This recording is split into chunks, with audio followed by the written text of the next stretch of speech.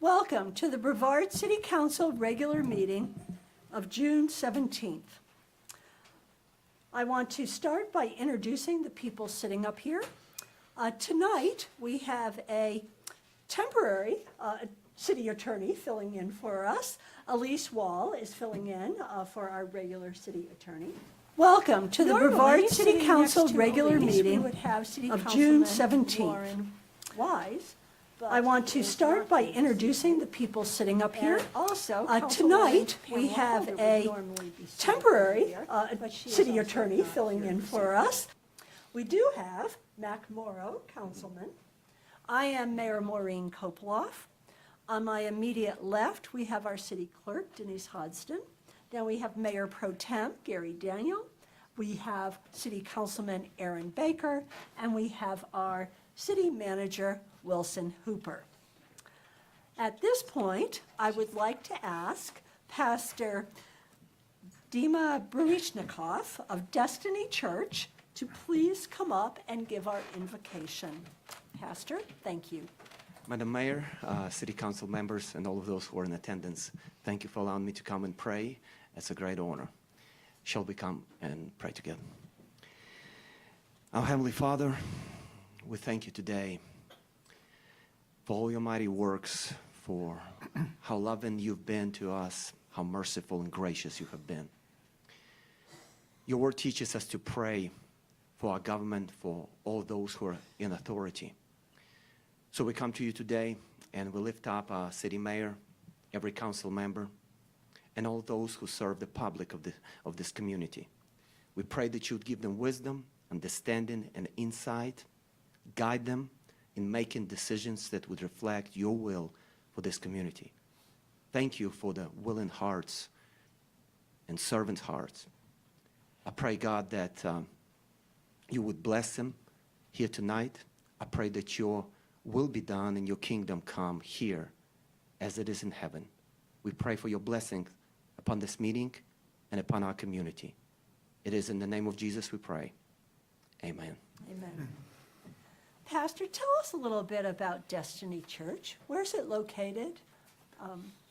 Destiny Church is located at 48 Tip Top Road, right across the street from Save More grocery store on the hill. And we have services every Sunday at 9 a.m. and 11 a.m. And all are welcome. So please come. You have a chance. Okay. Thank you so much for joining us this evening. Thank you so much. Thank you. Will everyone please rise and join me in the Pledge of Allegiance. Attention, honor, pledge. I pledge allegiance to the flag of the United States of America and to the republic for which it stands, one nation, under God, indivisible, with liberty and justice for all. All right. Madam Clerk, do we have a quorum?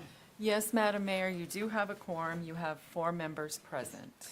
I do believe that I need a motion to excuse Councilman Wise and Councilwoman Holder. So moved. Second. Okay, all in favor? Aye. Opposed? Okay, they are officially excused.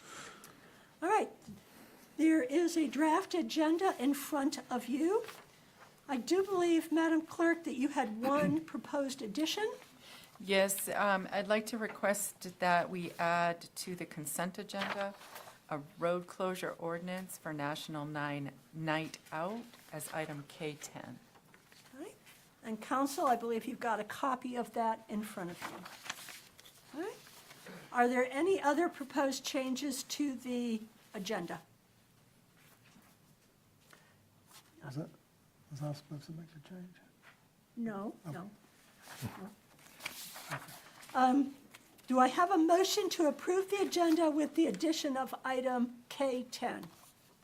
So moved. Do I have a second? Second. All in favor? Aye. Opposed? The agenda is approved. Okay. The minutes of the April 12th, 2024 budget workshop were sent out. Council members, are there any corrections or changes to the budget workshop minutes? Hearing none, do I have a motion to approve them? So moved. Second. All in favor? Aye.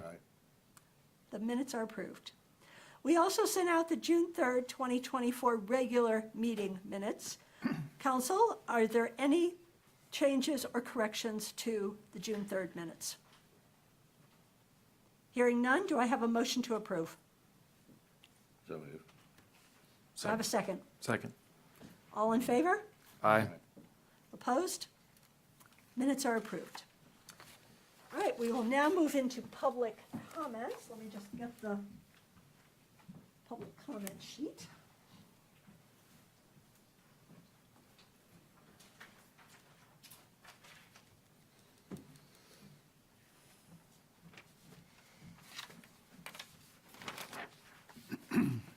Okay. The public is invited to speak during public comment at this time on any topic unless it is a public hearing item on this agenda. Anyone who wants to speak must register with the city clerk, which is the sign-up sheet. When it is your turn, step to the podium in front of city council, state your name and address clearly, limit comments to 3 minutes or less, and avoid repetition. Direct comments to the full council, not to an individual council member or to staff. Groups are encouraged to appoint a spokesperson on their behalf. We have one individual that has signed up to speak under public comment, and that is Harvey Sankey. Mr. Sankey?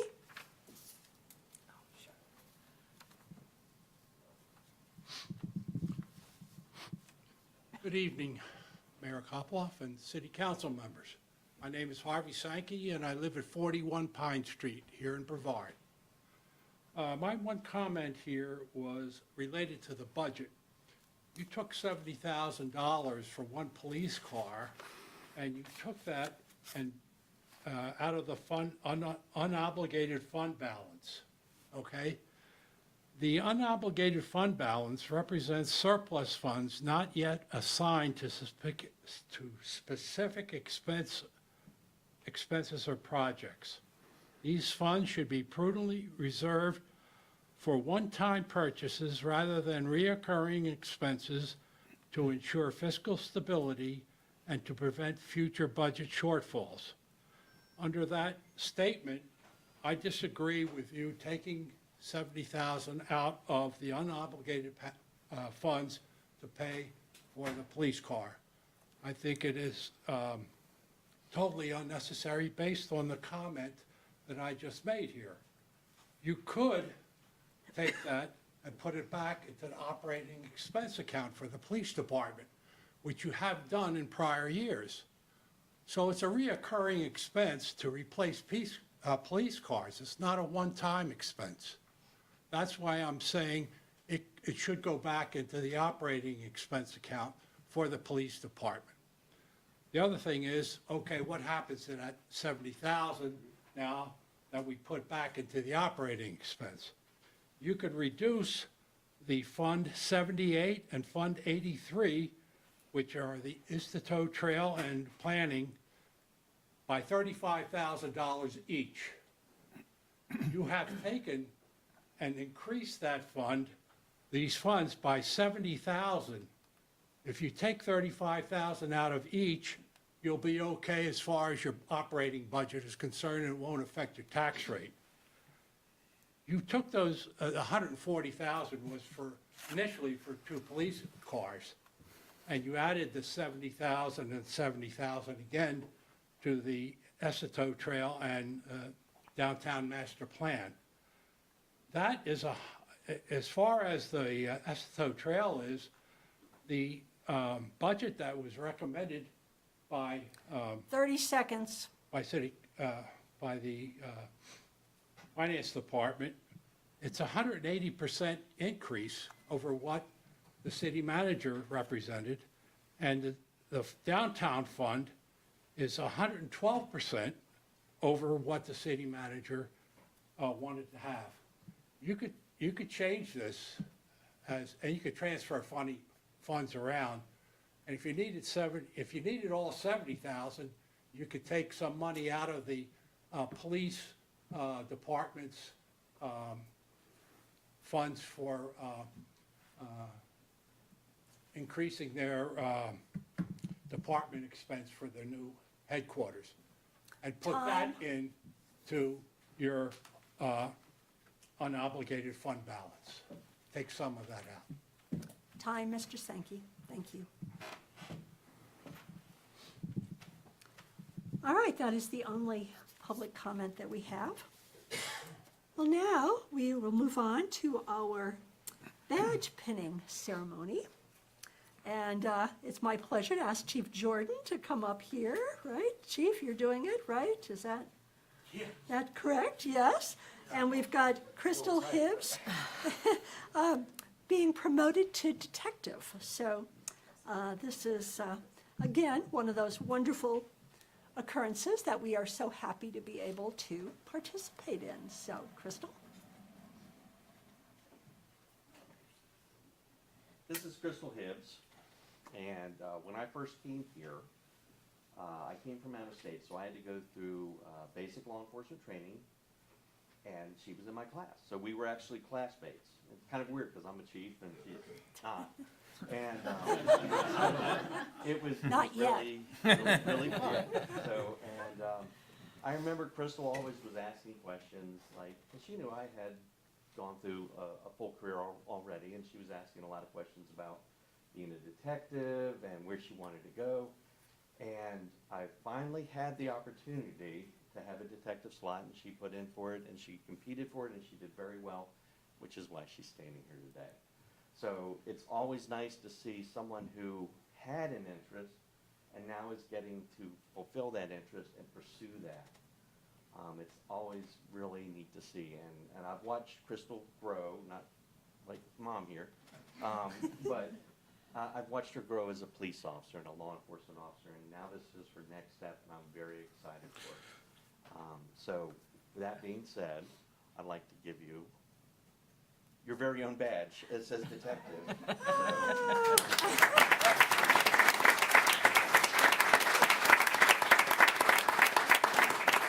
And don't go anywhere. We're going to have the family wants to come up, and Okay, let's family. get family photo. Bam. Come on, family. This is important. Get on in. Come on. More. We got more people coming. All right.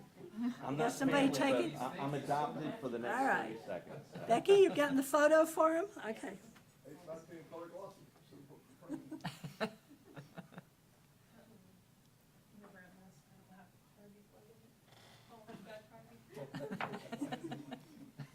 Too late.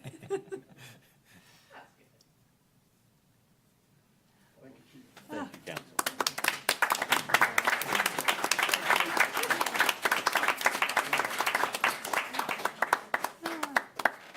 Congratulations, Crystal.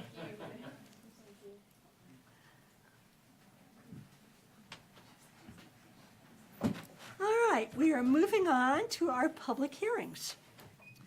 Our first public hearing is an amendment to the traffic schedule to name and establish regulation for a new city street. And I believe our Assistant Planning Director, Aaron Bland, is going to walk us through this. Yes, thank you, Madam Mayor. So recently, the city has accepted the dedication of an access road off of Deer Lake Road behind the in-market gas station. It accesses the rear of the Arby's parking lot. So now that this is a city-owned and maintained street, we need to name it and establish all the pertinent regulations and codify all those. So this is a traffic schedule amendment to establish a name for the street, a speed limit, establish it as a no parking street, and codify the requirement that you have to stop at the end of the street before entering Deer Lake Road. So the main question before council tonight is to decide on the name. And so you have the naming guidelines that are in the city code, as well as a few potential options that staff came up with, but really this is your opportunity to discuss and advise staff of what name you'd like us to add to the resolution or the ordinance that's attached, and we'll bring this back to you at your next meeting with the name filled out for action at the next meeting. So I'll open it up for you guys to have your discussion. Okay, well, first, I will open the public hearing for the public, but amazingly, no members of the public signed up to speak on this topic, so I will officially close the public hearing, and I will now open it for council discussion regarding questions or names. And let's start with Mayor Pro Tem Daniel. Well, I don't have much of an opinion on the name of the street. I'll probably go with Brookie Court, which is for the state freshwater fish, but that's And for the public, let me say, here are the choices that council has in front of them. Lambeau Court, Eldridge Court, Ironwood Court, Catbrier Court, Carolina Lily Court, or Brookie Court. That's just the starting point. Yeah, these aren't your only options, but Those are, that's what we could come up with, given that most Okay. of our common trees and everything are already used. all right. Any other comments, have no Mr. other Dale? comments. Okay, well, Mr. Baker? I'm a little interested in the process, honestly, because this is the first time I've been on council when we've had this. So is this the typical process for when a street is dedicated? Normally, they kind of come to us already named. We did this for the new apartments on Asheville Highway, but Right. that was already named. You didn't establish a name. You did all the other things, establish the speed limit and the no Right. parking and all that. But I mean, typically, the developer names them, but this one has not been named, so. Well, I guess my reaction is that it's a good opportunity to get some public input. So I don't know what that would look like. Just tried. True, but not everyone chooses to come to our very exciting meetings. So, yeah, it's a little tough. I guess I'm partial to Eldridge Court because that was my grandfather's name, but that's not a very good reason since he never lived in Brevard. But also, the former owner of the property, and I'm sure Councilman Morrow could probably talk to us about some of the history there. Yeah. And I was hoping to hear from him on some of the history. All right, well, Councilman Morrow. It is historic. It was the site of, if you were going to name a name, but the Seniors, for example, they bought it in 1856, I think. And she left. She would know. But it was the first meeting grounds. It was where the fields that were all there were where the first camp meetings every year, where everybody would come and meet. It was the mustering ground for the soldiers in the Civil War.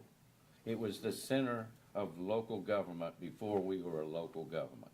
And so the very first meeting of county commissioners was there.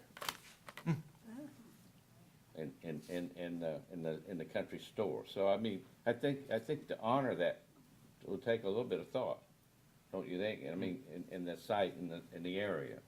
But it was where Transylvania County began. All right, well, we've had comment from the council, and perhaps council needs to think on the names a little longer and provide input directly to the planning department after they've thought about it. We're not voting on this tonight. It's going to come back at a future meeting with actually asking for a vote, so. And if I may say, I would personally defer to Mr. Morrow in this matter. I think he has better knowledge than any of us here on this. And maybe Jill Chapman, for example. She left already, but I mean, I would throw Jill right in there. All right, well, I think we have a plan for moving forward, so we will move on to our next item. Thank you very much. Thank you. All right, we're going on to our second public hearing, which is the proposed amendments to the City of Brevard Code of Ordinances, Chapters 146 and 62, the sidewalk usage policy. And I believe our senior planner, Emily Brewer, is going to brief us on this one. Yes. Thank you, Madam Mayor.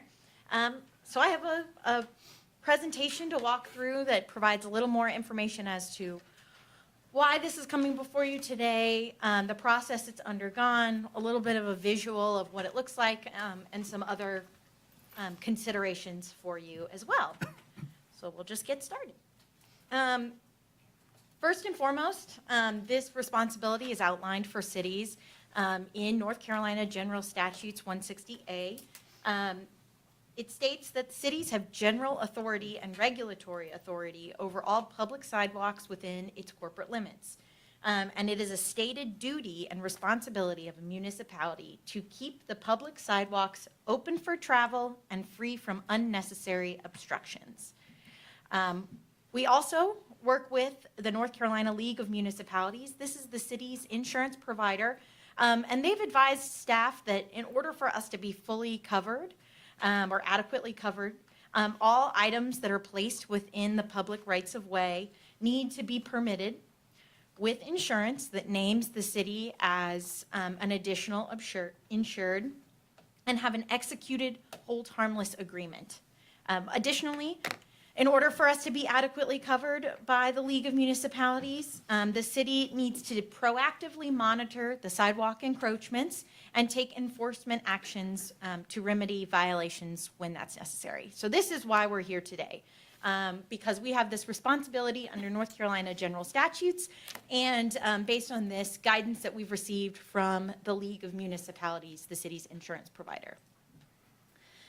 But there's a lot more history than that. So going back to 2020, the city permitted the use of sidewalks for businesses in response to the COVID-19 pandemic.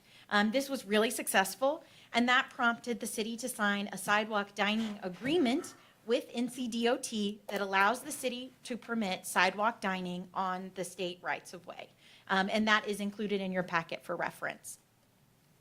One of the provisions of this agreement was that the city must adopt a sidewalk dining ordinance and sidewalk usage ordinance that aligns with the terms of this agreement and with general statutes, which has some additional information.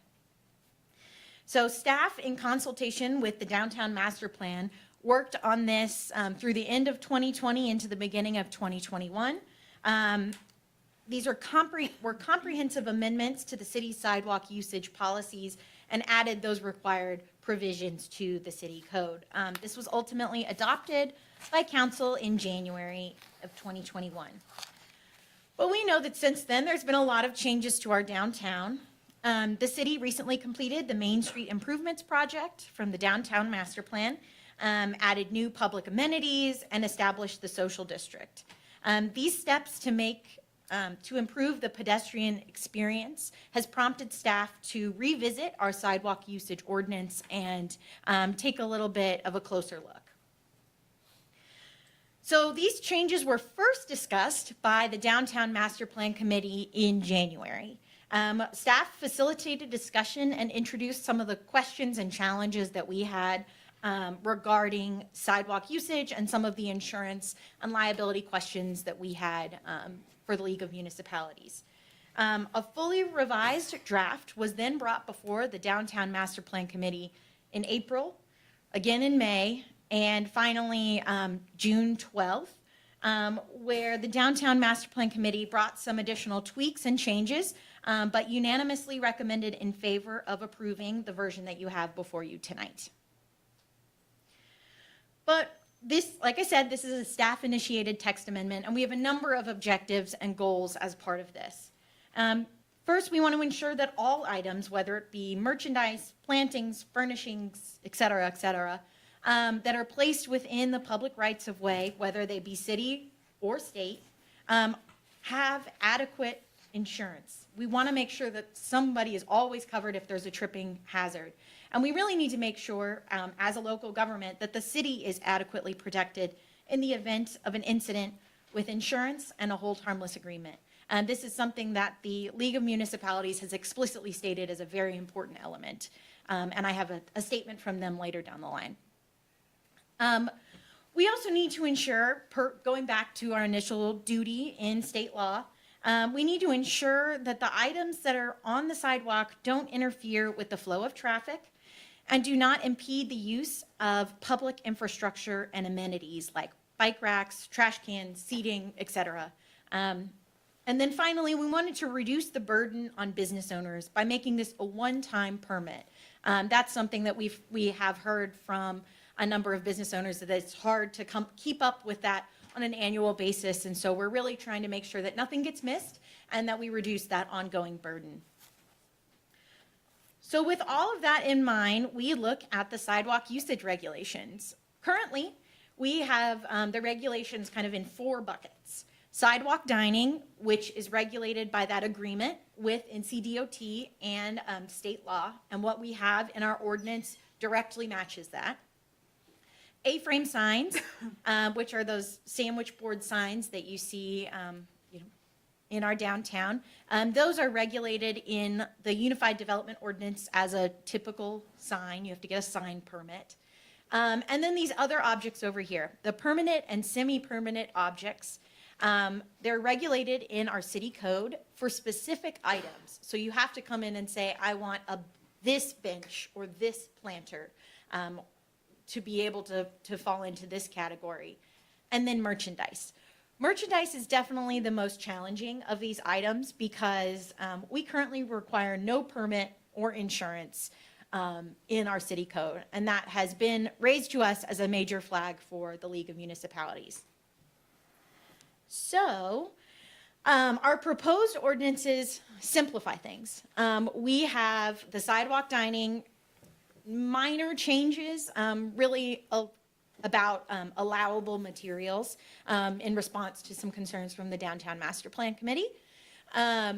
A-frame signs, there's no changes proposed. This is part of the Unified Development Ordinance, not the code, which is what we're discussing today. And then we've lumped in those other 2 items as objects placed on sidewalks.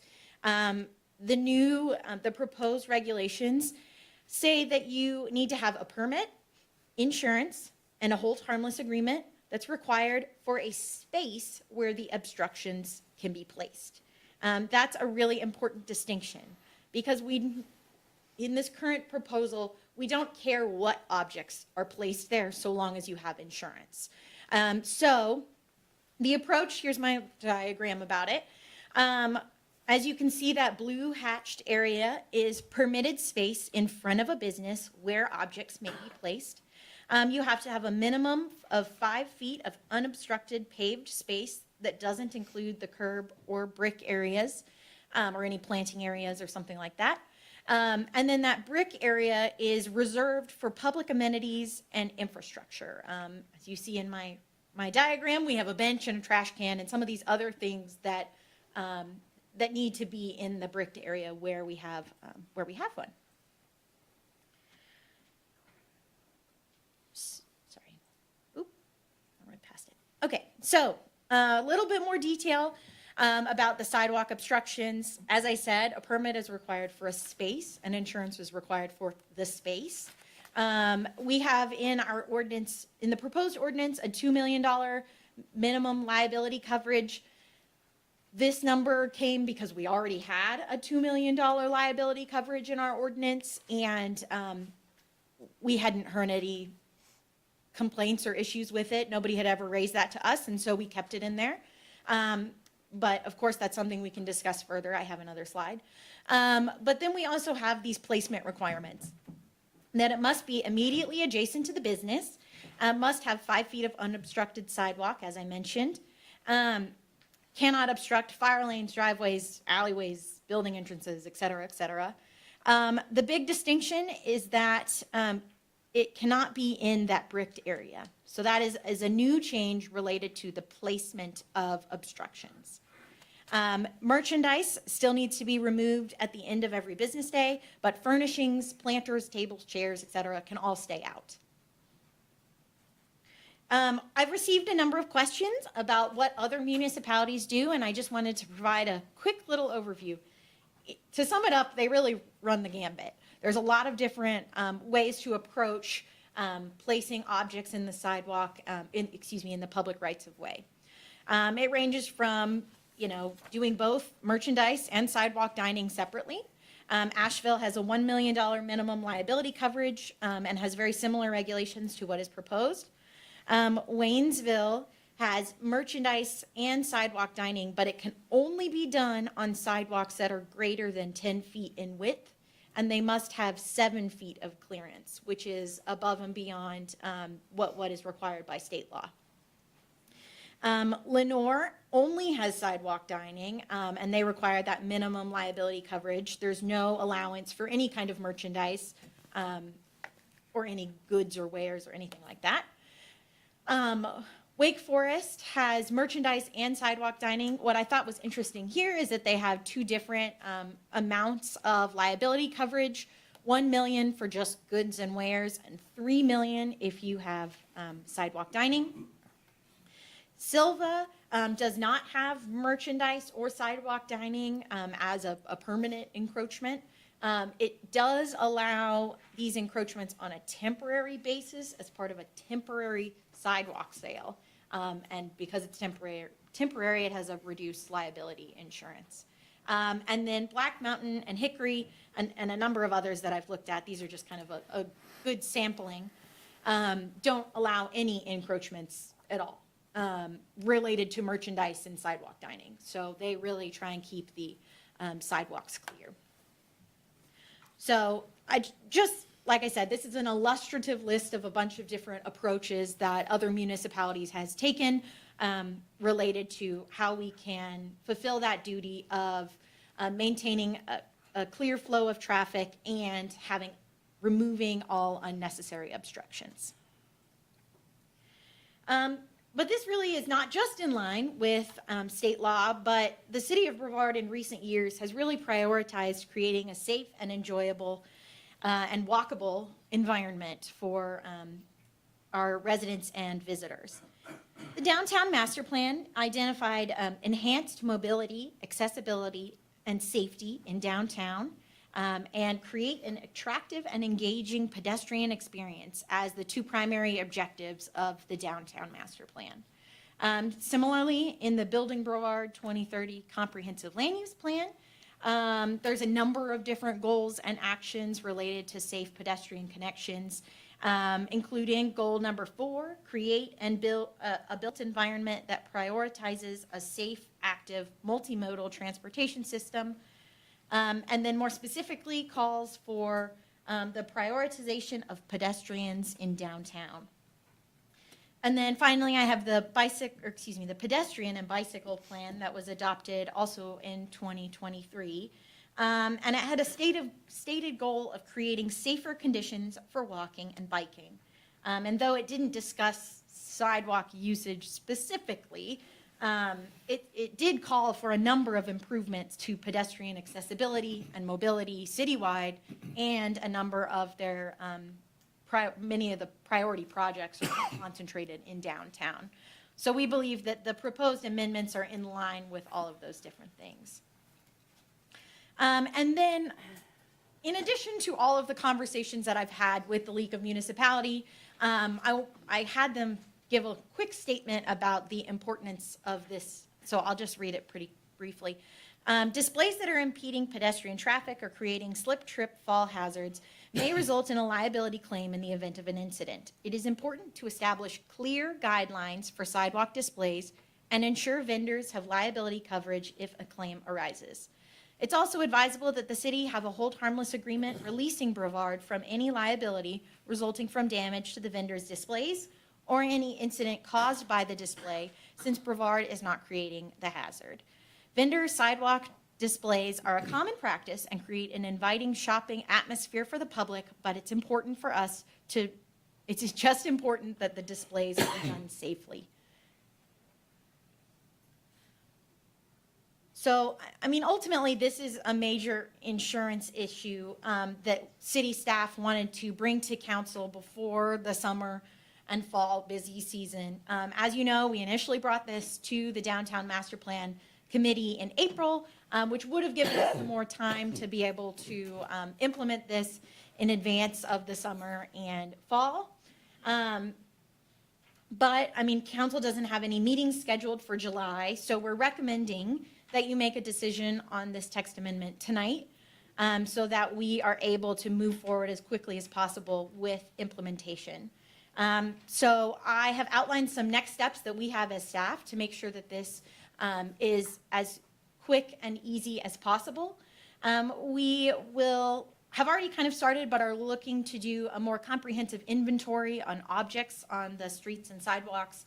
This is something that we believe to be very important for this, but it also allow us to have public information sessions with those businesses and direct contact to make sure that they have as much information as possible, whether or not the objects that they currently have comply with this new ordinance and facilitate permitting where appropriate.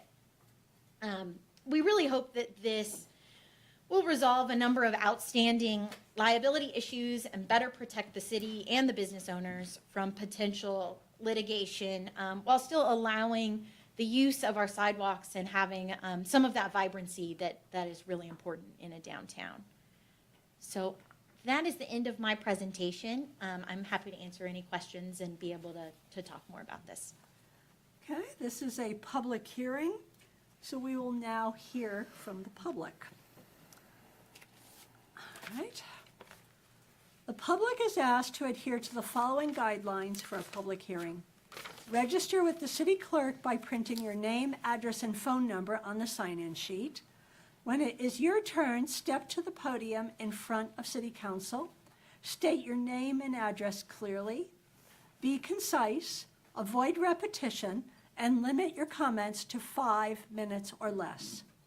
Direct comments to the full council, not to an individual council member or to staff. This is a time to provide your comments, but not to ask questions. A public hearing is not an appropriate venue for a question and answer session. Designate a spokesperson for large groups, and each person may speak once for a specific public hearing. I will call people up in the order in which you signed up. The first person who has signed up is Mr. Paul Hawkins.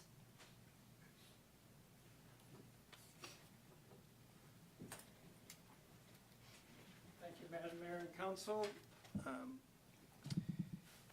So my biggest issue that I'm concerned about and question is the fact that the brick usage, which has been a long time available to us, and I have, as far as I know, a permit, and I do have insurance for a small clothing rack that was on a diagram that I gave to the city a number of years ago. I haven't heard anything in her remarks about why the brick would be all of a sudden off limits. It's out of the sidewalk, the pedestrian walkway. Let's see, it definitely helps business. It brings people in. I make sales from the rack. Some of us shops are open later, and it's just extra, hey, we're open. And all that benefits the city due to the sales tax that we collect on our sales. The city benefits, so I would think it's in their best interest to have us be successful as businesses. And the fact that going back to the new permit fee, which I don't understand why it would be $100. You know, same reason I just mentioned on, you know, it's all about us making money, so the revenue can go back to the city. Just doesn't seem like this is very small business friendly. I mean, you already took a bunch of parking, which to locals has made a huge deficit in shopping downtown. Some of it is just objective. There is some parking farther away, but still detoured parking, so we're missing revenue that way. And just kind of on that subject, other cities use 1 hour free on their city pay lots, which would also be a great benefit for the local shops and for locals to shop downtown.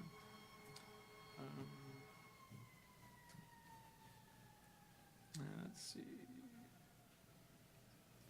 And yeah, back to the permit fee, you know, everything is going up. Why do we need an extra permit fee to go up to? I mean, rent's gone up, utilities have gone up. cost of goods have gone up, labor's gone up. I think that covers everything. I'm terrible at public speaking, so thanks for your attention. Thank you, Mr. Hawkins.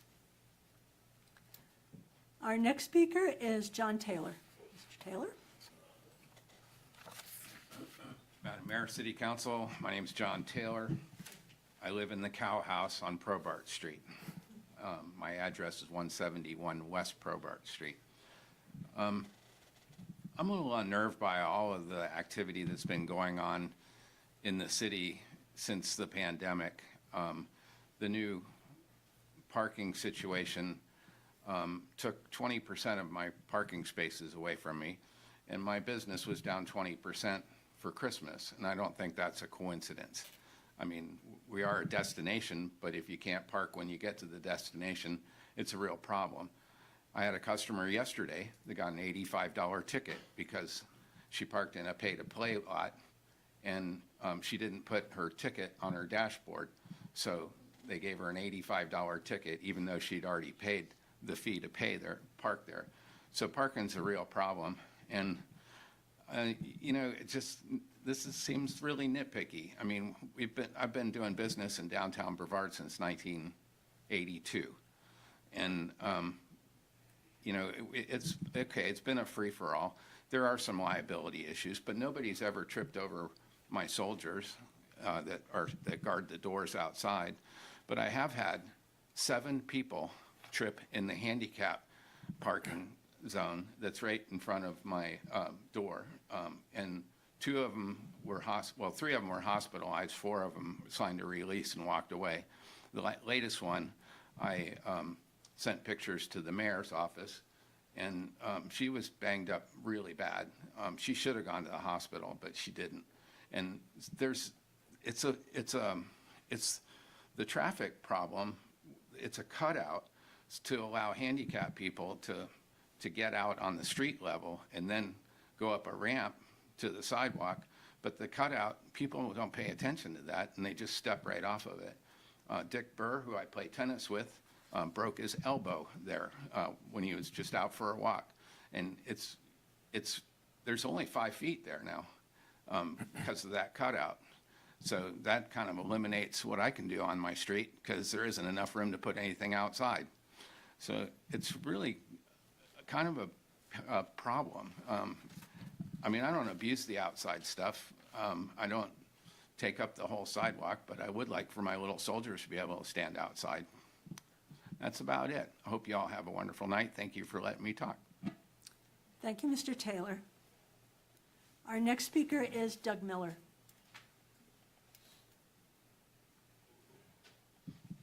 All right. I only had 3 minutes, but I got 5, so I'll speak slowly. My name is Doug Miller, and my wife and I own Newfound Artisan in the heart of Brevard. We're located on West Jordan Street, and I'm here today because our side of Jordan Street will definitely be impacted by the proposed sidewalk policy. The policy, as you guys know, states that businesses located in front of sidewalks less than 7 feet in width are not allowed to take advantage of the sidewalk in front of their business. The new requirements specifically exclude using the brick setback or the brick utility strip when measuring the sidewalk width, even when there's nothing placed in the strip. So essentially what it's saying is that the brick part of the sidewalk is not the sidewalk. The proposed policy also states that there must be 5 feet of unobstructed space at all times, but there are places on Jordan Street where there aren't even 5 feet of sidewalk concrete space. It's just not that wide. So by adopting these proposed standards, you will actually have a city-owned street and a city-owned sidewalk that's not up to your own standards. So, you know, will you be widening the sidewalk, or maybe reconsider using the brick utility strip that's already there that people actually use as a part of the sidewalk, at least on our part of the town, maybe not on Broad Street, but on Jordan Street, it's the sidewalk, it's the brick, people use it. The actual impact of this is that 3 businesses on West Jordan Street will have to remove planters and benches from in front of our businesses. Our benches are not just reserved for customers, they are available for anyone to use them, and they are indeed often used by members of the public. We put them out there in front of our shop because there is not a single public bench on West Jordan Street. The only benches on West Jordan Street are those provided by businesses like ours. On Main Street, between Caldwell and Broad, there are 10 public benches, plus alley dining and high-top tables and chairs with umbrellas. On Main Street, between Broad and Gaston, there are 12 public benches, plus additional seating in the alley and high tops with chairs and umbrellas. And on Broad Street, between Main and Jordan Street, there are 6 public benches. That's 28 public benches, not a single one on Jordan Street.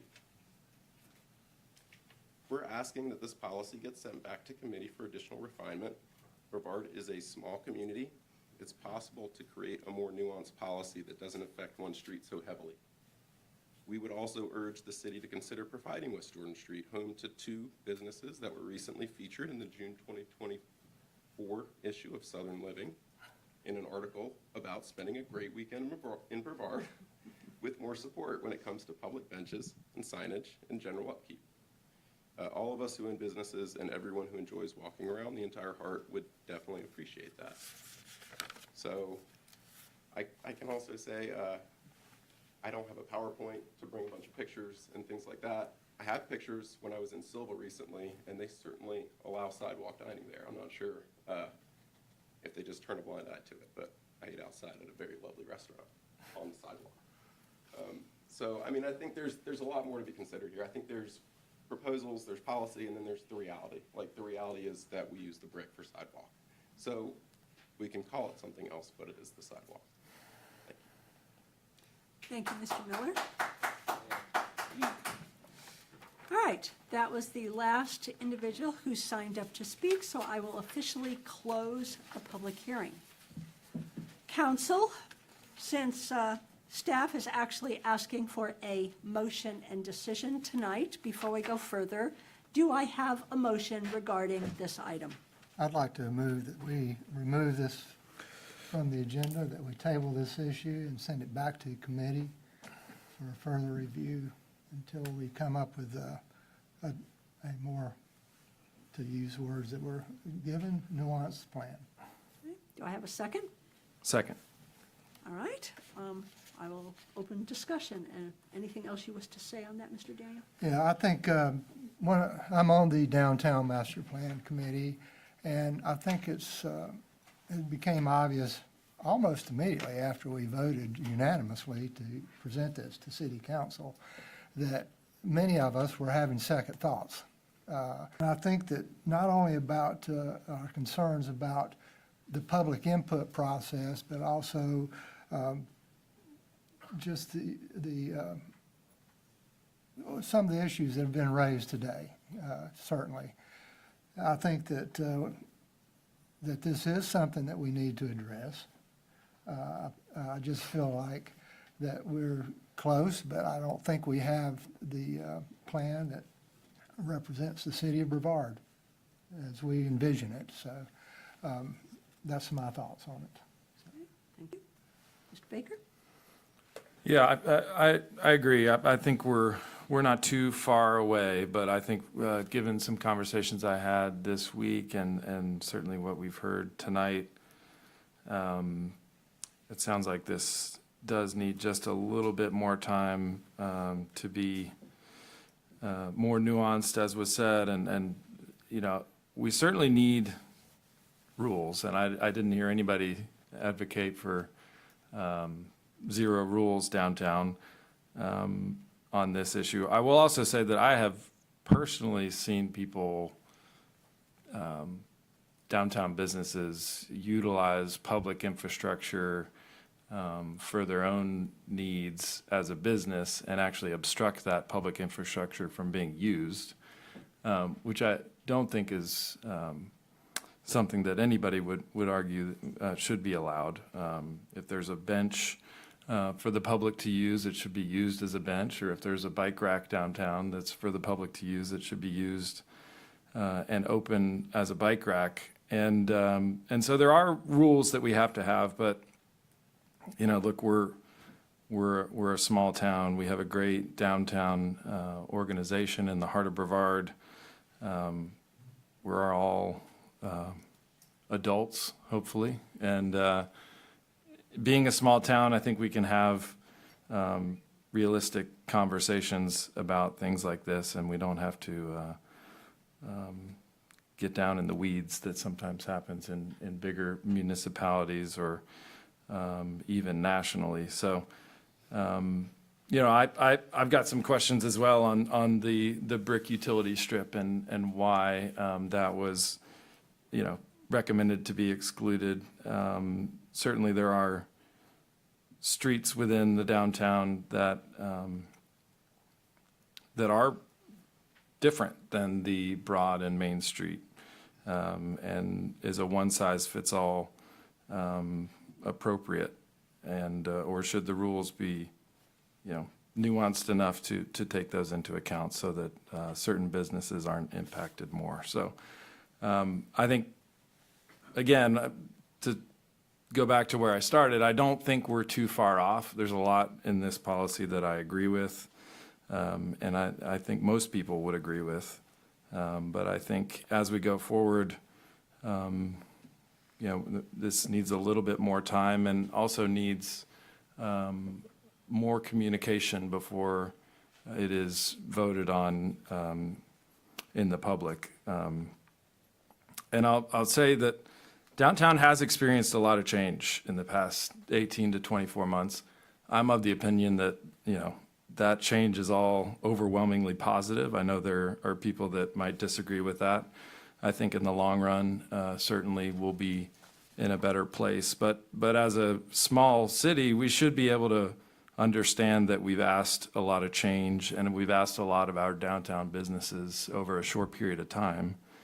And sometimes that might require us to take a little break, or make sure that when we're making additional changes that we fully communicate those. So that's why I'm voting on this the way I am tonight. Mr. Morrow? All good points. And I have two other.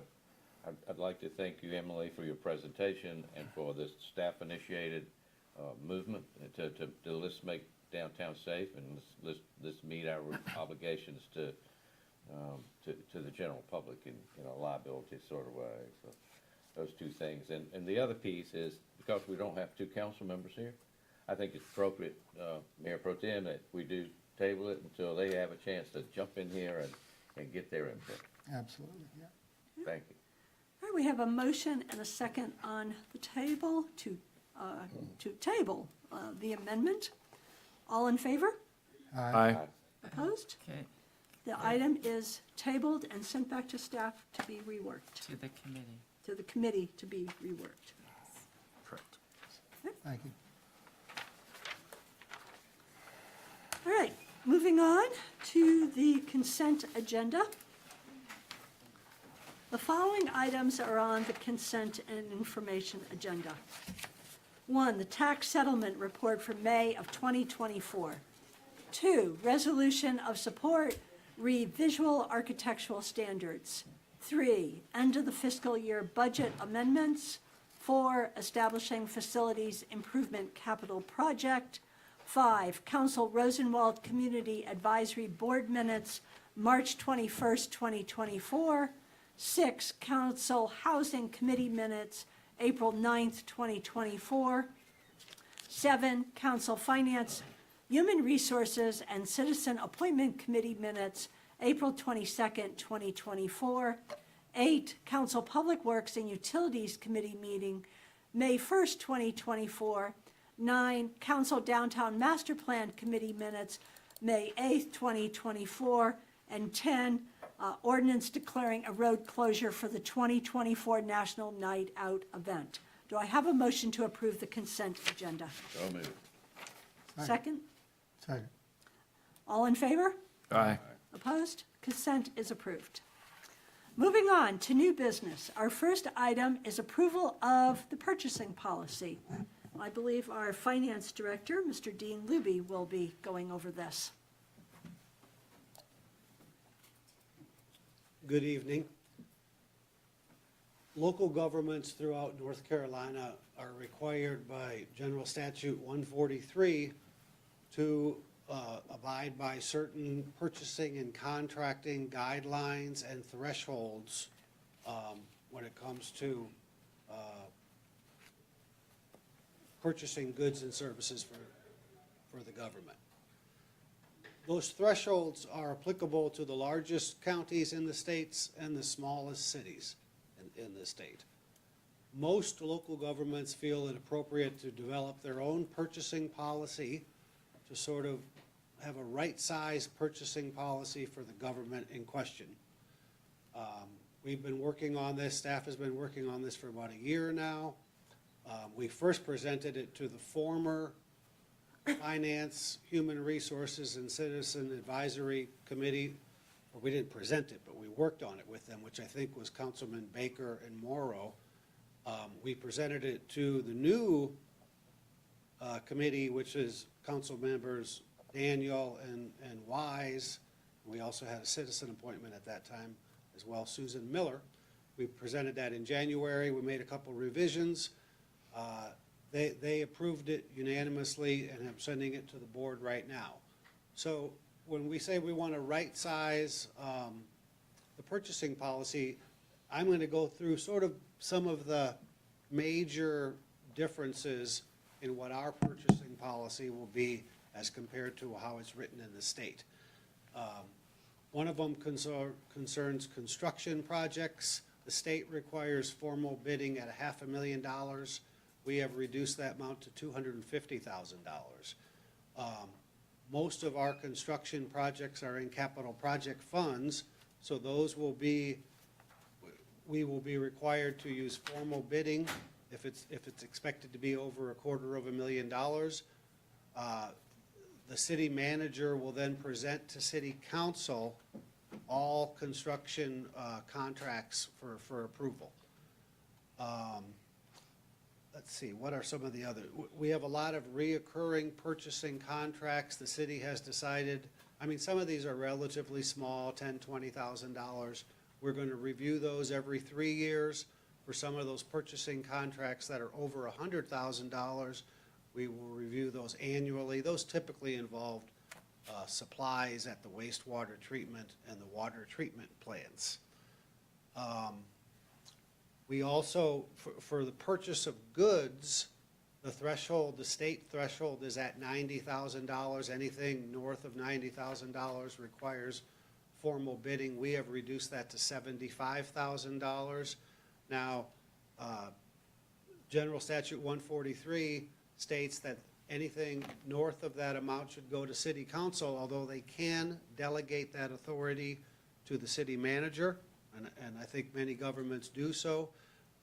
We talked about that at the committee, and we were going to, in future budgets, we'll include that every year so that the city council can reevaluate whether they think that's a wise idea. In fact, we'll be coming to you in August to ask for that to be done in the fiscal year 24-25 budget. Now, most of those items, first of all, we don't have that many purchases over $75,000. Those would be large pieces of equipment for public works possibly, or certain vehicles. But if you allowed, and those, almost in all scenarios, those would be, city council would have approved those in the operating budget anyway. So that's why they allow, that's why they suggest that if you delegate that authority to the city manager, it just kind of skips a step that we have to come back to city council. So far, since I've worked for the city, I have approved every purchase order that's been put through the system. Another change that we made is that my approval will stop at $25,000 and the city managers will take over at anything. So just for regular purchase orders that come through the system, Wilson will be the final approval. Let's see, for engineering bids within capital projects, if the engineering quote is either greater than 5%, greater than $50,000 or greater than 5% of the total capital project budget, those will also come before council. If they're less than that amount, the city manager will be able to approve those engineering contracts. As we're putting these things together, what we were really trying to do is we wanted the proper staff to be able to approve things, and that when, or city council to approve things at certain dollar amounts, but we were also cognizant of allowing the government to sort of function in a, to not have everything tied up, every meeting that we go to, have a bunch of budgetary and purchasing contracting questions. So I think I have gone over most of the big changes. And we are asking city council to approve the purchasing policy tonight. All right, council, do I have a motion to approve the purchasing policy? So moved. All right, Mr. Daniel, did you make the motion? I did. Mr. Baker, you seconded it. Is that? I did Yeah. not. Oh, you did not. I thought I heard two. Oh, all right, so I have a second here. All right. All right, we will open it for discussion then. Mr. Morrow?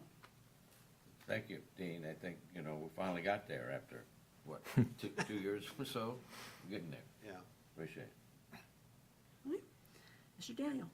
I think this policy allows for our city government to operate smoothly and efficiently, while city council still has some oversight and intimate knowledge of how that money is being spent. So, Mr. Baker? Yeah, I just have one question and a comment. And Wilson, I promise I'm talking about city managers for all time, not you in particular, because that's what we're talking about here. So I think I did have a question just on, under the section that governs the city manager's authority. I guess it's 2.1 item C. And the last sentence that says that, the city manager can deviate from that policy, but that city council will be notified in a timely manner. It seems to me that timely manner is a little bit up for interpretation. So this might be a question for the attorney, whether there's more specific language that we could put in there that might be better than timely manner. I mean, even immediately seems, I have a proposal, Elise, if you Okay. don't mind. Absolutely. I'd be willing to change that to at the next council meeting. or before the next council meeting. At or before the next council. Yes. Because there may be, I mean, I can think of times when you've, sent us information about something that wasn't at the next council meeting, so. At or before is acceptable because it gives me the opportunity to tell you all at once in a public setting. Right, okay. Yeah, I think I would prefer that just because timely manner seemed a little bit vague to me, and that might be up for interpretation. So I don't know if I can, I can amend the motion to include that. And I will do so. All right, we have any other comments from Mr. Baker?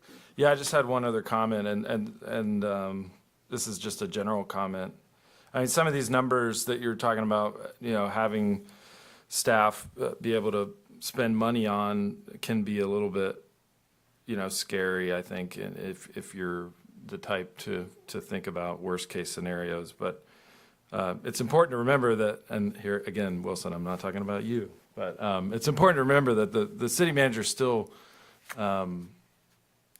serves at the behest of the council. So if there was some crazy, out-of-control situation that city council could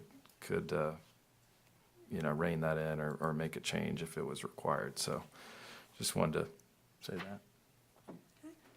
All right, we have a motion with the amendment that Mr. Baker made. Mr. Morrow, are you willing to I am.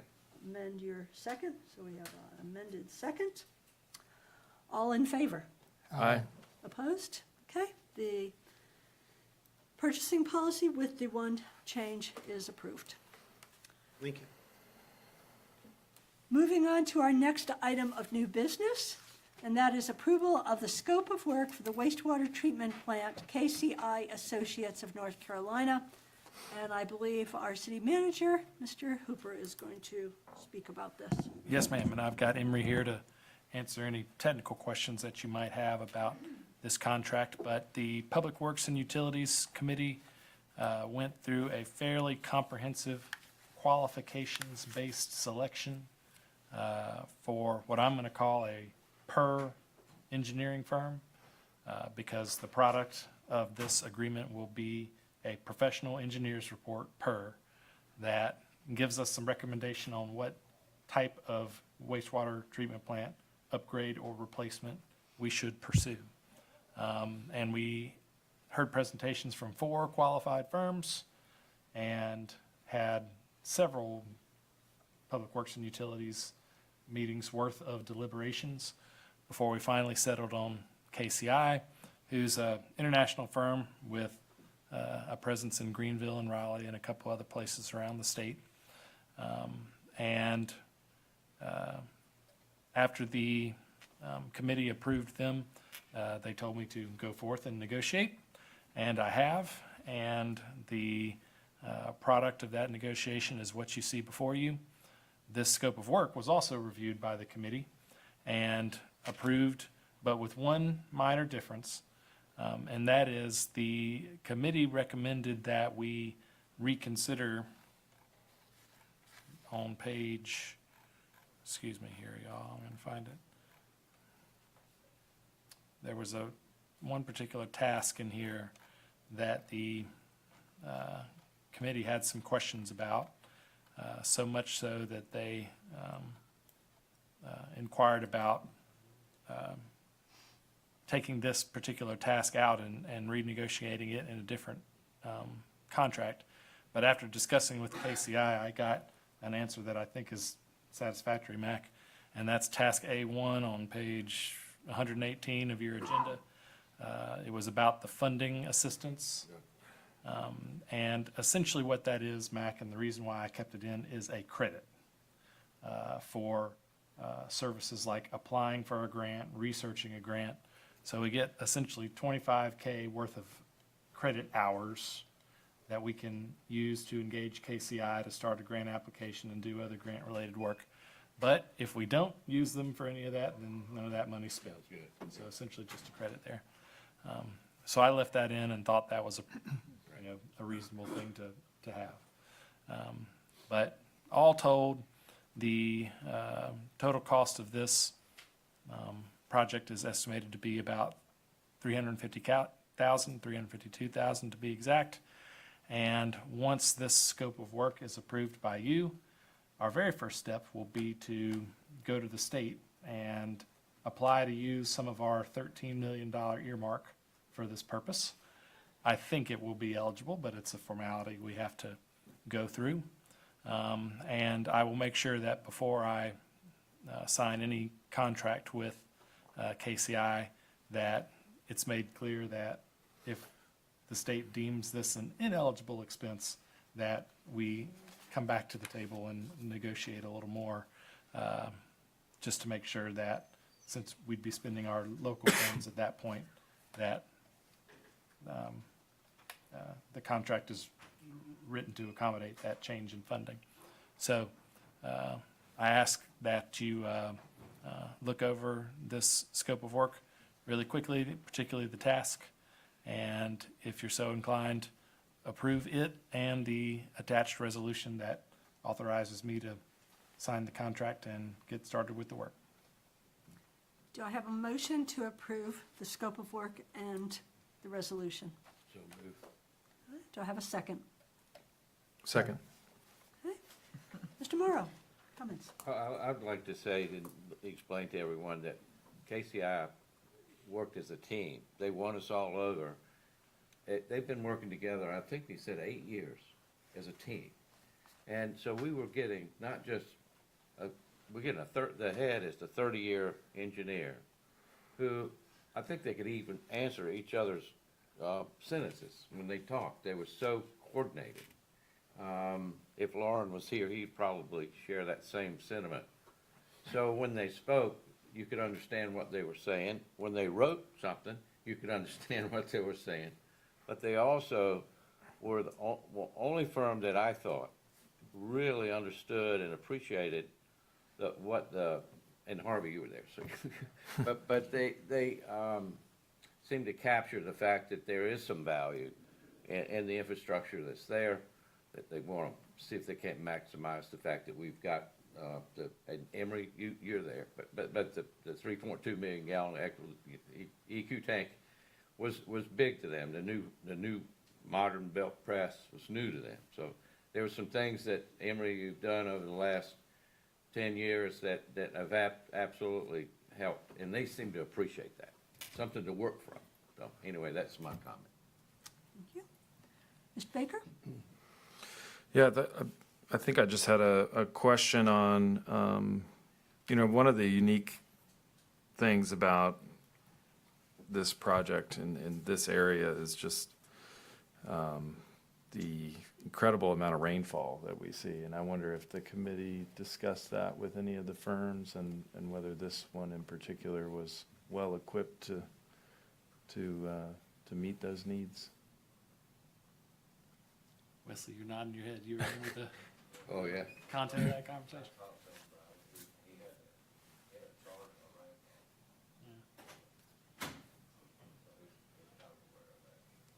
They were fortunate to have two engineering reports, both, so the 2013 report dealt mainly with the collection system.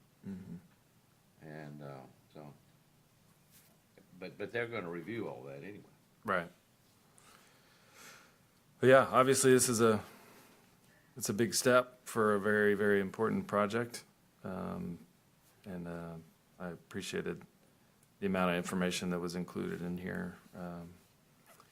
And look forward to the next steps after this. I guess one more question. You mentioned the state funds and do you have an idea of when we might find out about whether it can be applied for this or not?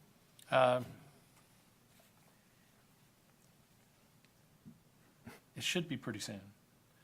But I offer that with the qualification that when I talked to the state, they were still sort of figuring out how to handle earmarks.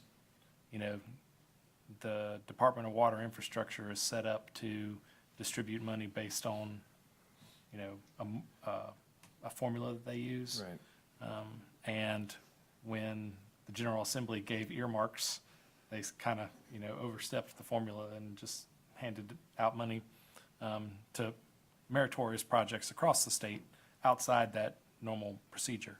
And so the departments were still sort of pivoting to try to figure out how to distribute that money.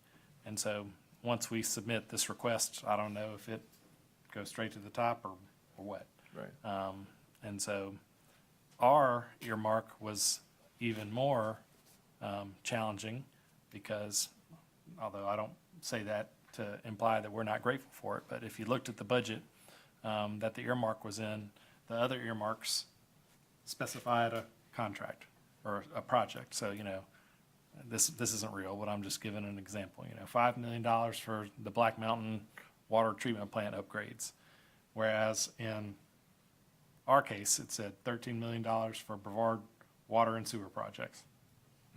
So it didn't even specify which project it was designated for. And so all that's to say, I don't know. But I'm hoping it's not a long time. Thank you. That's all I have. Mr. Daniel? Yeah, I have three points and questions, I guess.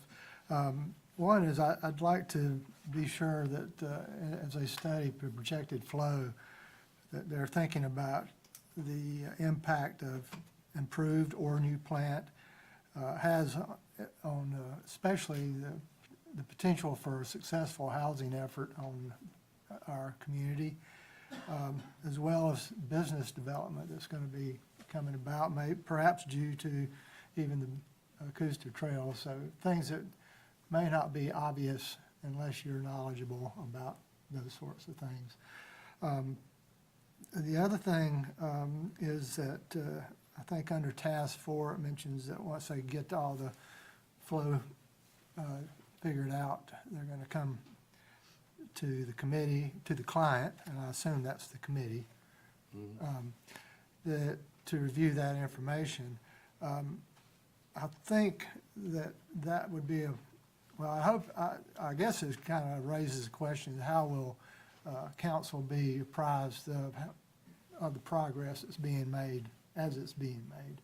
In other words, and that question particularly is going to be one, I think, that everyone on council will be interested in knowing the results of that in particular.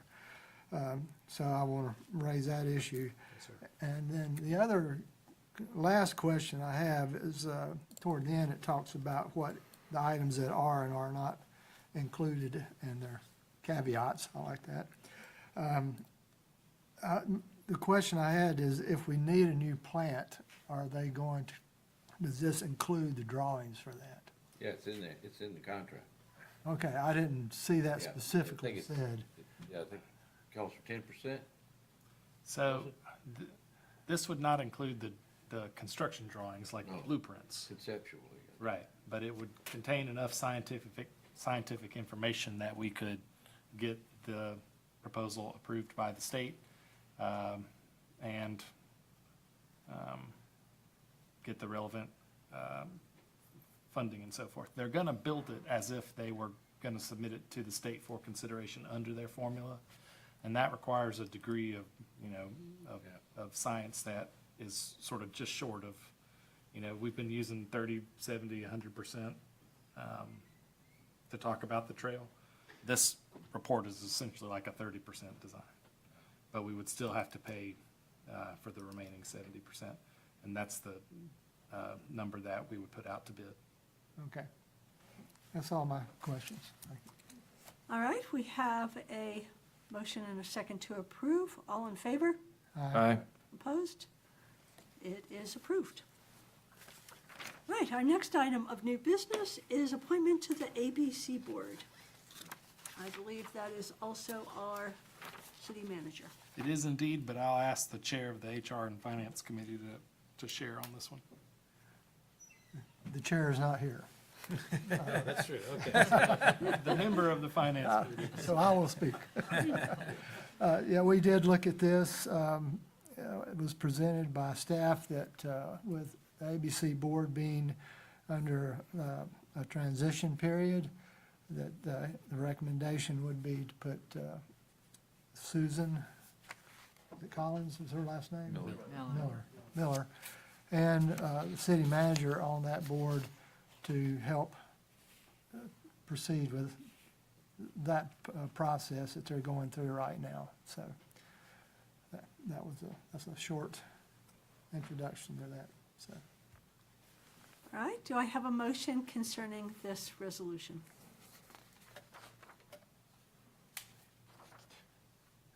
I'll make a motion that we approve the resolution as presented. All right, do I have a second? I'll second it. All right, we'll open it for discussion. Mr. Baker? I have no further questions. Mr. Daniel? I have no, Mr. Morrow?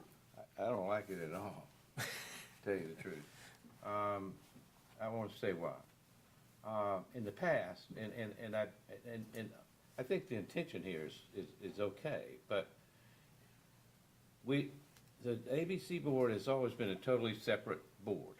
It's not like a traditional committee. They've got their own auditors, they got their own personnel policies, et cetera. And I don't know that we really want the linkage directly to the city manager. And what bothers me about it, though, is that we're making an exception and going around and excluding other public candidates that might like to apply. But in these circumstances, this is not the first time where we had an issue, or they had an issue. They got city support. And usually what we did in that case was extend the current leadership until they got back on their feet or got through resolved, with the help of the attorney and city manager, not necessarily on the committee. If the committee needed assistance or guidance, there were staff members that could help them get through it. And it seems to me that Kevin Jones, in particular, has done so much as a chairman of this board that he deserves to have a chance to go out on top. And so that's my 2 cents. we've always made decisions based on precedent, policy, and what's good for the organizations that we work for. And so, I'm sorry, I'm vehemently opposed to it. And so I'd rather, go another way. Can I speak again? Yes, Mr. Daniel? What's the time frame for this?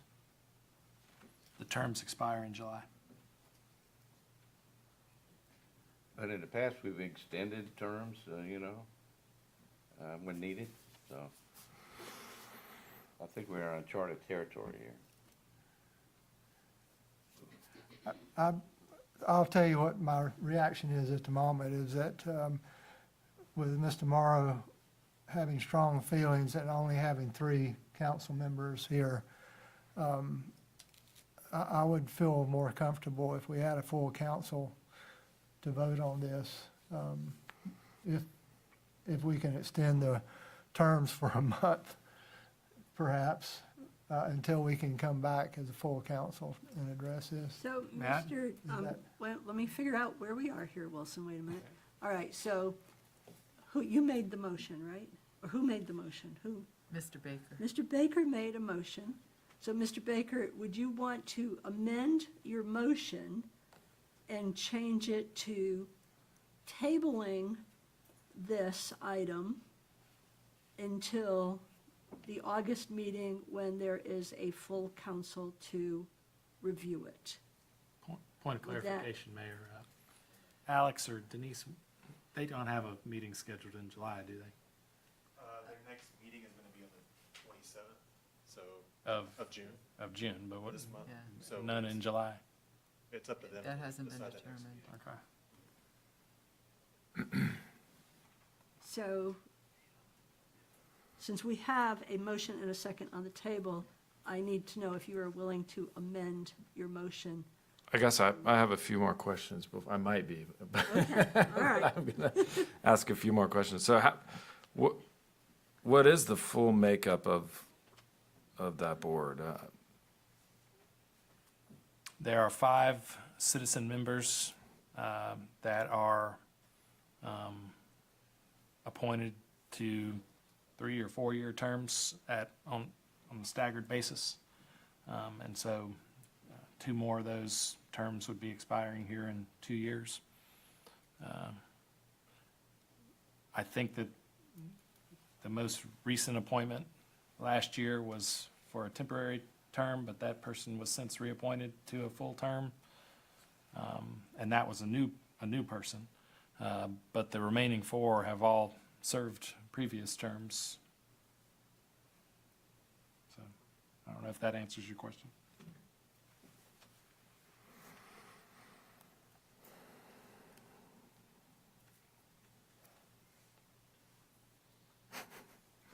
So, I guess we have 2 things that we have to do. So if the motion is amended, we would also need to extend the current board until this was re-voted on. Or you could leave those seats vacant. Well, isn't one of those seats the chairperson? Yes. So, yeah, you could leave the chair vacant. Yes. That would probably be the easiest, You know, cleanest. well, The, it's a little risky. was the chair available for, or were they eligible for another term? Yes. I think this will be his second term. Yes, he is eligible for another term. His first appointment was to fill a vacancy, and then he was reappointed to a full term. So he is eligible for one more full term. In my mind, that's what I'm saying. And to see the success of what the ABC board has done over the last, under his leadership, is absolutely amazing.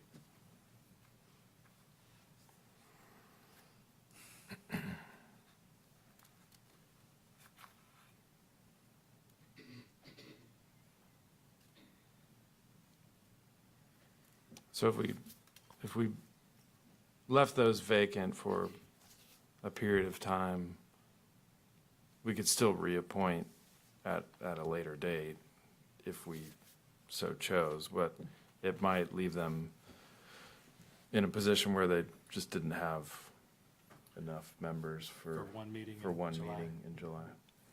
Well, their term expires in July, so it goes through July. So, and council meets again August 5th. So you So you wouldn't even have a. technically could make an appointment at your first meeting in August. Okay. I think I'm close. One other question is, did we solicit, That's the point. applications for others to join the ABC board? No, the committee chose to forego the solicitation or the recruitment process. Okay, so that was available, but we decided not to, okay. Okay, well, I think at this point I'll withdraw my motion. Okay, so you've withdrawn your motion.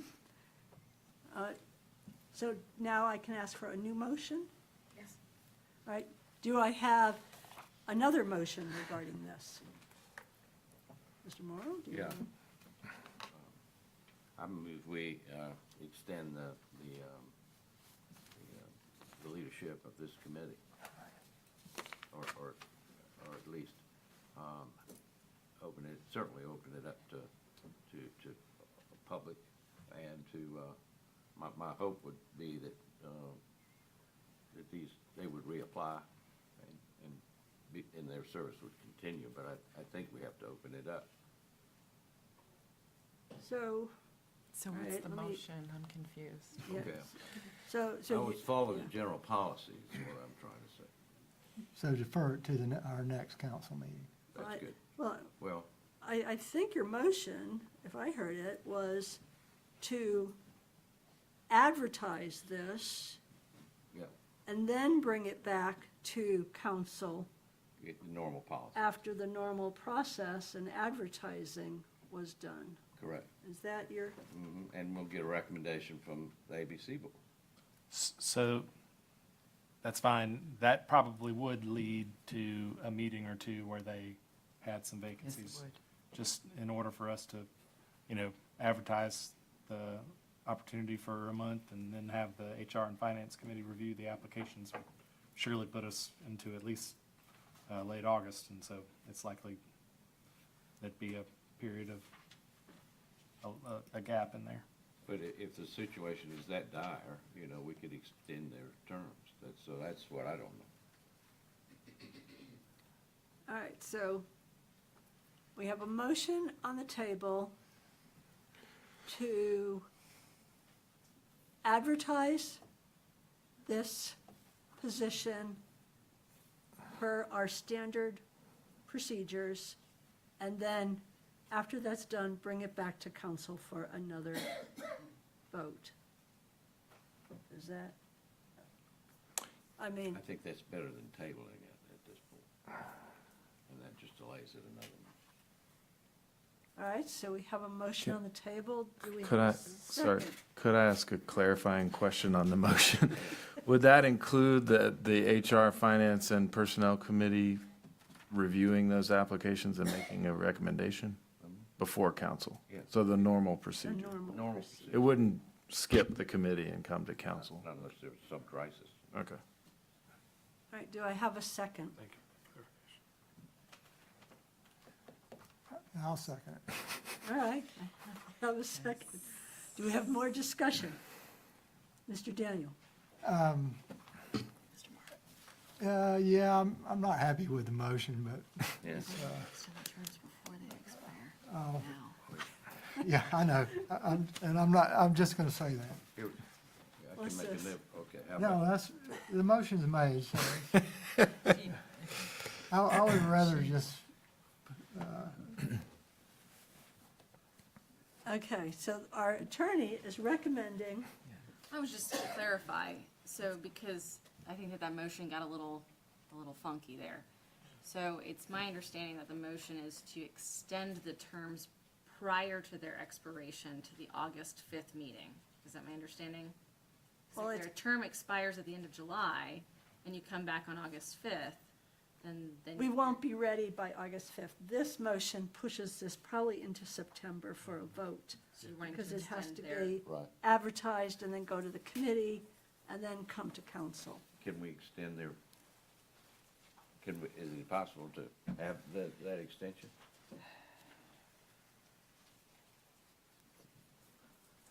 In that Should mo- we do two motions, Can we do Madam the, Attorney, and do one to, can we do the extension at our next meeting if needed? the So, August 5th yeah, meeting? if nobody applies, and Yeah, But that's we my would just, concern, is if the extension occurs after the expiration, then can you then vote on the expiration? But the reappointment would happen before their August meeting, because it's usually at the end of the month, right? Well, except that you run the risk of them needing an emergency meeting for some unknown reason, or. They'd have if three, you- they'd have 3 of 5, so presumably you could Yeah. have a quorum with the remaining members.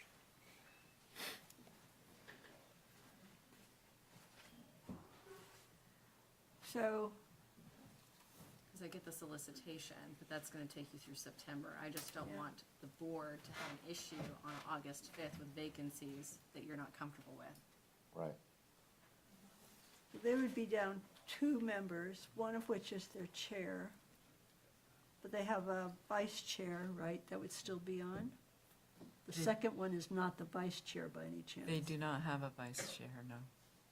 So they would have no vice chair or chair at that point. If there were a emergency meeting between when the terms expired and when we made our appointments, I guess they'd have to Appoint a chair. Appoint a chair.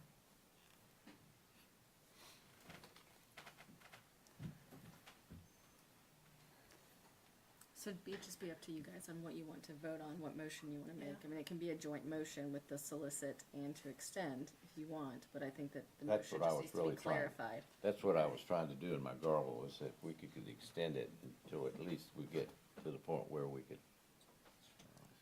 Okay, so, Mr. Morrow, do you want to amend your motion to extend the terms of the current board members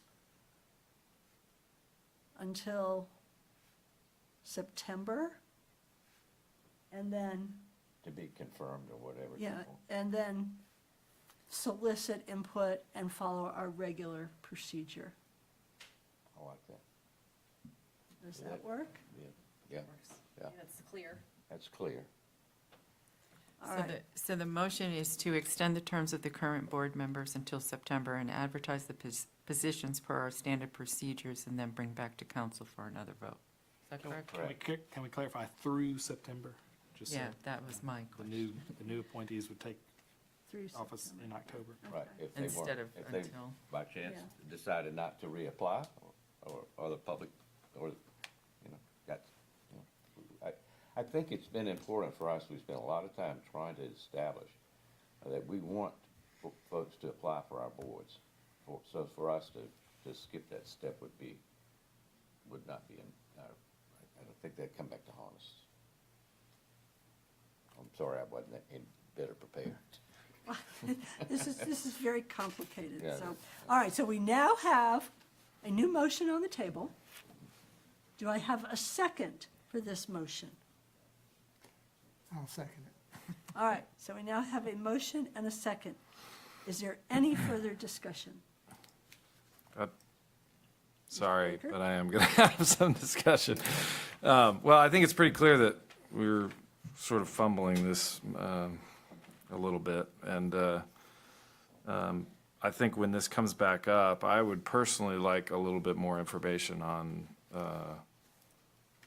what, you know, the current state of the ABC board, the manager's recommendation, or the committee's recommendation, a little bit more information on on that. You know, this is another one of those boards, if I'm not mistaken, that we appoint members to, but don't actually read their minutes. So we don't get their minutes in our packet. So, you know, it's a little bit of a information void there where I don't fully understand I have some idea from being on the HR, Finance, and Personnel Committee what their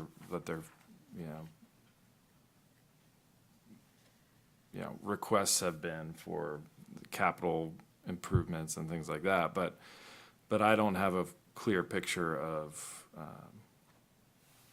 what their current situation is and why an action like this would be warranted. And I can be convinced, based on information, that it is warranted. So I think just a little bit more information about the ABC board, the relationship, their relationship with the city and the governance we have, and also their particular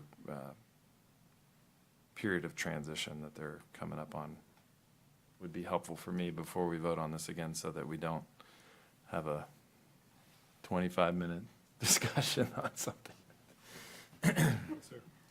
Okay, I think we're ready for a vote. All in favor. Denise, do you want to read the motion again so everyone Sure. clearly knows what they're voting on? To extend the terms of the current board members through September and advertise the positions per our standard procedures, and then bring back to council for another vote. Okay, all in favor? Aye. Opposed? Motion passes. Okay, we are now on final remarks. All right, and we will open final remarks with Mr. Morrow. I'm good, thank you. Good place early. All right, Mr. Daniel. Well, folks, if you didn't go Saturday to the festival at Silverstein Park celebrating Juneteenth, you missed it. It was great. It was good food, good music, good company, and I think it's kudos to Terrell and the Mary C. Jenkins board for putting on an excellent event. It was fun. I enjoyed myself. Thank you. Mr. Baker? Yeah, just one quick, and this is another, I brought this up several times, but I'm going to do it again. I drove by the new Terminex on Rosman Highway and noticed their lovely new sidewalk that serves absolutely no public purpose whatsoever, and probably won't for the next 25 years.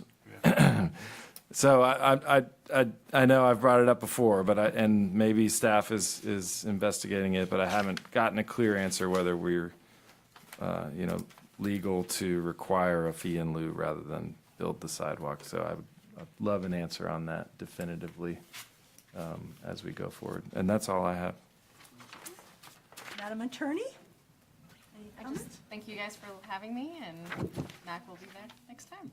Thank you for filling in. Madam Clerk? Nothing for me, thank you. Mr. Manager? Yeah, I'd actually like to yield my time to Chief Cooper. He has some news to share about some special training that some of the folks in Brevard Fire Department recently received. A few weeks ago, the fire department received our recertification on our heavy rescue certification. So in 2014, we went through a process to get our heavy rescue certification. It goes through the Norcon Association of Rescue and EMS. There's a packet that you have to fill out. They look at some of your policies and procedures. And the big thing is equipment. They come and do an equipment inspection. And we were hoping to push this off a little longer till our new rescue truck came in.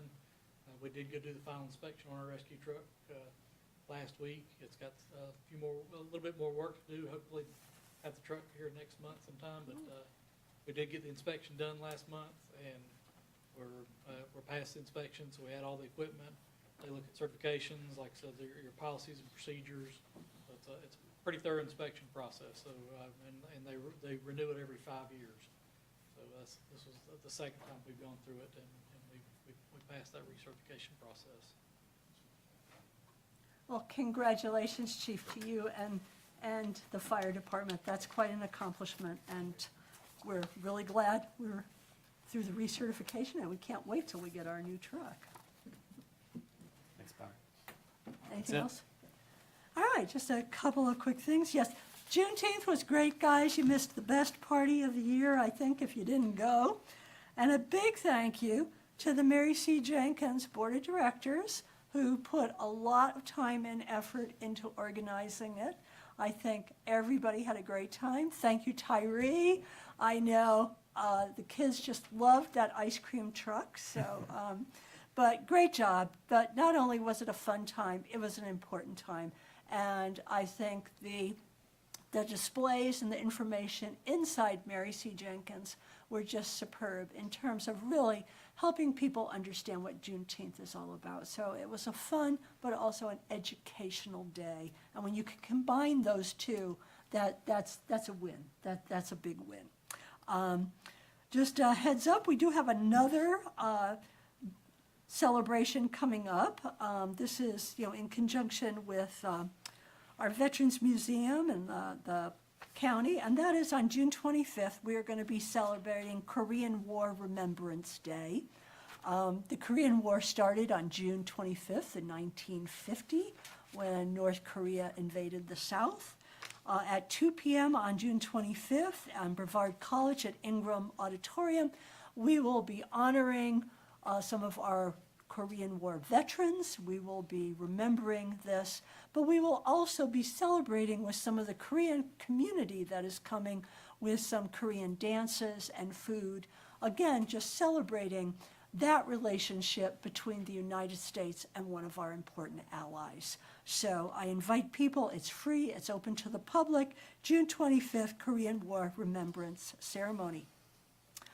And finally, tonight and at our last meeting, you saw City Council make significant progress on two absolutely critical and important, but also big, complicated, and hard issues.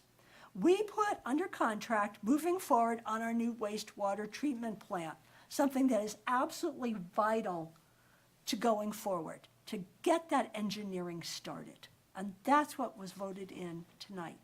And last meeting, we approved the lease on that affordable housing project with the Presbyterian Church. So if there are two things that this community really is facing that we have got to tackle over the next few years, it's making sure that that critical infrastructure is in place and also making sure that we deal with that critical lack of affordable housing. And we made significant progress on both of those, and I just want to commend City Council and staff for really moving forward in such a great way to move our community forward. And I think with that, we actually have no closed sessions, and it is just 7:15. I think with that, it is time for a motion to adjourn. So moved. Hey, All in favor? Aye. We are adjourned. Thank you. Well done.